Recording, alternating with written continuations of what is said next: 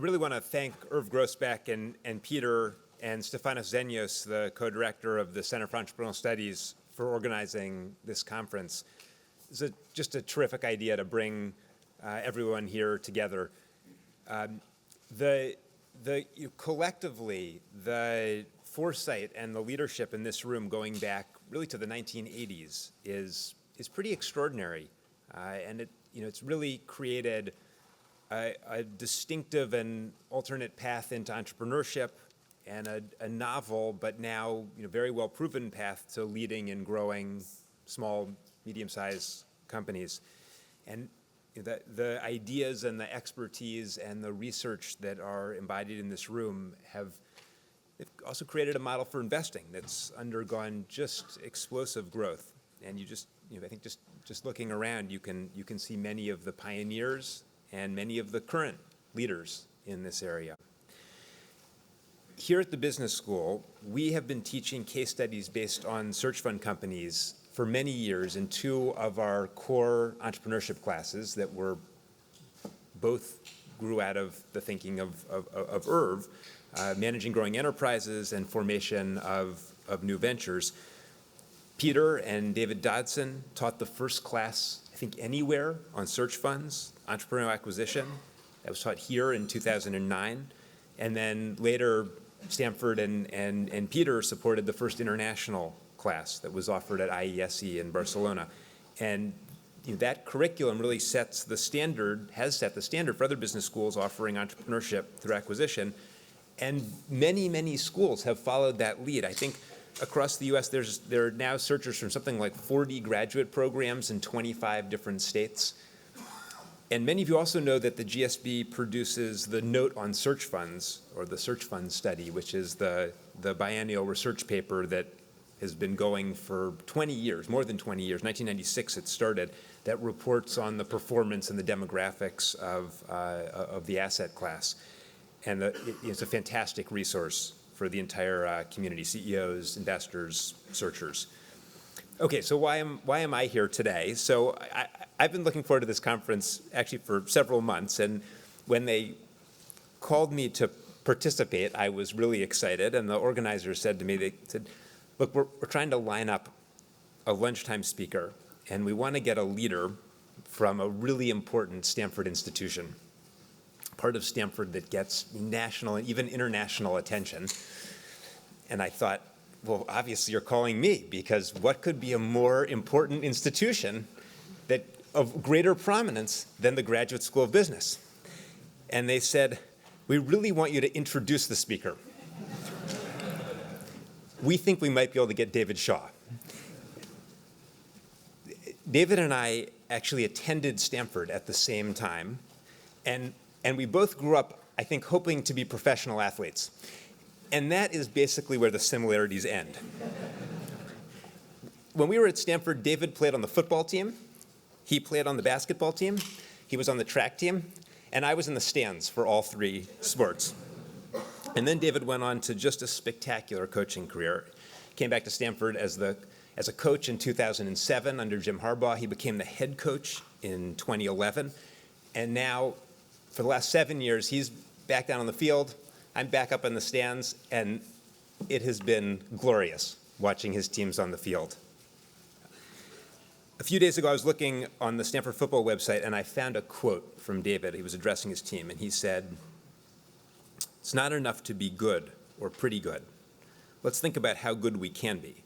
Let's reach the limits." And I thought, what a great thing to say to a group of talented young people, whether they're headed onto the football field or into a finance class or out in the world to be entrepreneurs. Let's reach the limits. So a big theme of today's conference is leadership, and Coach Shaw is someone who leads by example on and off the field. When he was asked about his aspirations as Stanford coach, David said he hopes to leave a long string of players that constantly say, "Coach Shaw changed my life by being a great example, and he helped me be a better football player as well." And I think that's what Stanford's all about. It's about creating an atmosphere where students and players are supported, they're inspired, they're energized to do their level best. So I'm really pleased to welcome Coach Shaw to the GSB.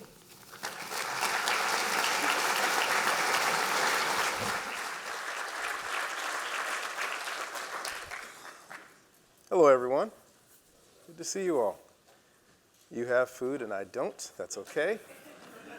I'm going to be pretty quick here. I want to touch on just three little things that I associate with leadership. They're little, but I think they're big to me. And I don't think any of them are earth-shattering, but I think I want to express the way that I look at them. And then I want to take some questions, because to me, that's the most enjoyable part of speaking to a group of people, is getting an idea of what you might want to hear from me. So first thing, I want to talk about taking over, which many in the room have taken over, but from my perspective of taking over the football program, the most important thing to me was establishing what was most important for everybody. And which makes a lot of sense, but at the same time, what was also really important, as we know, perception becomes reality. The people that I was now in charge of needed to see me demonstrate that they were important. What they wanted was important. Their success was important. I think that gets undersold in my business because college football is so big right now, and the head coaches are some semi-celebrities. When we take over, we have to, there's a phrase everybody uses, put my stamp on the program. So I think what happens so often when people take over anything, the first inclination is to show everybody that I'm in charge, which is great. They have to know you're in charge. But guess what? You just got the job. They know you're in charge. So the deal now, for me, the most important thing early on for me was to say, okay, I just took over a program, and I am night and day different personality-wise from the guy that I took over from.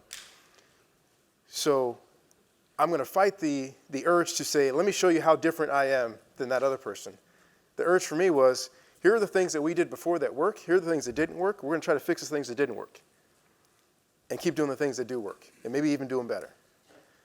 So early on for me, it was important for me to show them that it was their success that was my priority.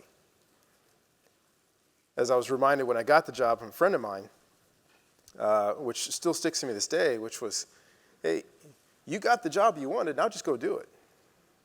You don't have to prove anything. You have the job. You're in the position. Now just look at the things that are important and set the path for the organization. Second thing, which is I think it's blown out of proportion to a certain degree, and I think it's one of the most misunderstood things about leadership. And that's the word that everybody uses, which is culture. There's one way I think of culture, right? Which is culture is basically the conglomerate of everyone that's in the area that you're referring to.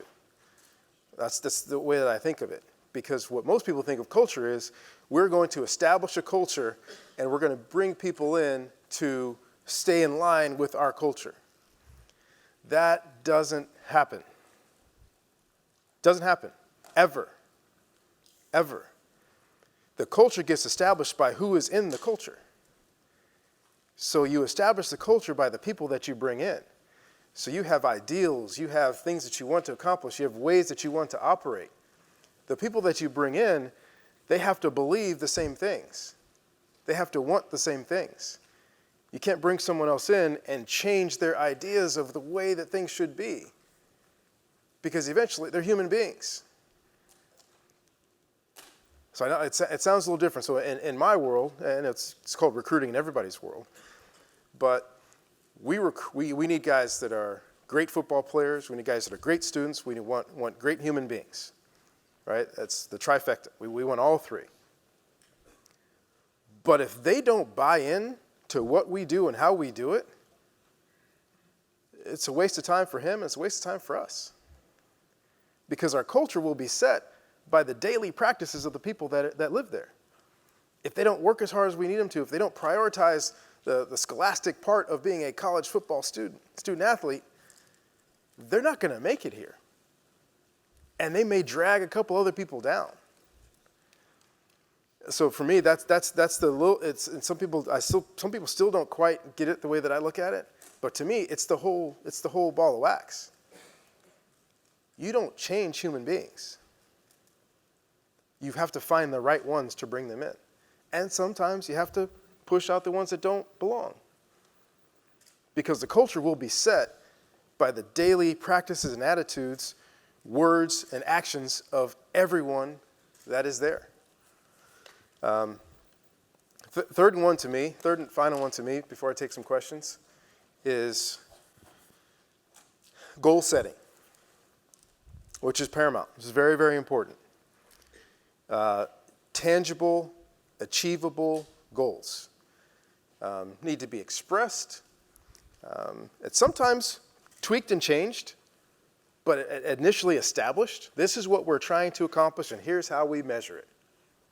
There's another side of it, which is just important, if not more important. In our world, we call them process goals. We talk a lot about being process-oriented, where you just set your goals, and then, okay, how do we achieve those goals? We believe if your process is right, it's almost like you can't help but achieve your goals.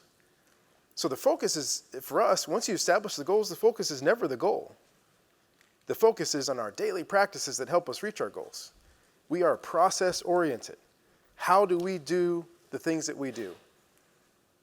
And we focus on our process. How long are we meeting? What are we covering in our meetings? When we practice, how are we practicing? What exactly are we practicing? Do we need to look at this? Do we need to look at that? Okay, how well does this guy do this? Okay, we need to change something so that he can get better at this one thing. We don't wake up every single morning and say, we got to win the Pac-12 championship today. That's months from now. We can't do anything about that now. What do we do about it today? So it's great to have those goals and everybody know what the goals are. But then once you set the goals, you leave the goals alone. Leave the goals alone. How do we get there? Today, tomorrow, the next day, the next day. So that's to me a subtle but very, very important thing, especially dealing with young people in this day and age right now, which all of us over the age of 30 are saying, what the hell is wrong with these people? Right? The people today are so goal-oriented, they're trying to get to the goals as fast as possible. And as we know, sometimes that is the fastest way to fail. It is the fastest, most spectacular way to fail. Because often, even if you do get there quickly, you don't know how you got there, and it is a quick drop. Whereas when you're process-oriented, what happens very, very often is as you systematically reach your goal, you realize we might have set our goals a little bit too low. Let's reestablish our goals. Or let's change the focus of our goals because we love the process. We love what we're doing, and it's leading us maybe in a direction that we didn't know, but we love what we're doing, so now let's adjust our goals. Because what you find out when you do that is eventually the goal is, I can't say inconsequential. The goal gives everybody direction to a certain degree, but it's the process. It's what I'm doing every single day. And one of the process goals that I have, that I work towards, is everybody that works for me likes walking in the door every single day. We don't stress and strain about, God, we got to achieve this. We know what we want to achieve. Gosh, we got to have an environment that people want to come work, and they want to come do their jobs, and they enjoy the people that they work with. That's important to me. I believe that's one of those factors that helps us get to those lofty goals that we set.